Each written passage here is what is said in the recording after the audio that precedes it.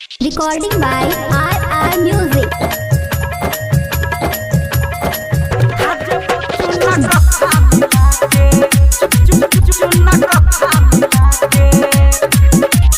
बेच देबो तोरा ले सबटा गे जत्था तोहर जवानी छपाना कुपत्ता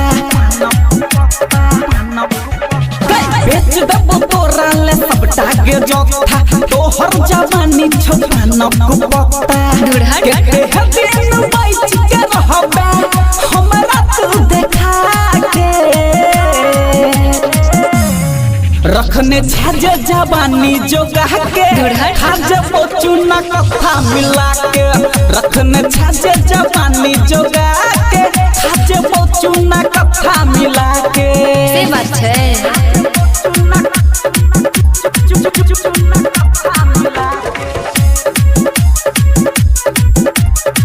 Recording by RR Music. दो टुक सुपारी देबो लौंग आ इलायची गे डाल के पान मसाला सबटा छट बहुला के हर पैंची गे दो टुक सुपारी देबो लौंग आ इलायची गे डाल के पान मसाला सबटा छट बहुला के हर पैंची गे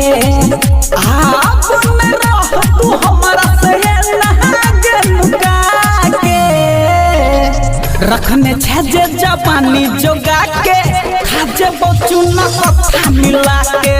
रखने छाजे जवानी जोगा के खाजे चूना कथा मिला के खाजे चूना कथा मिला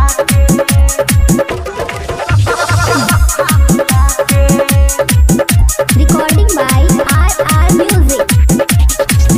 राइटर राजा के छै छौड़िया बे हमी सन गे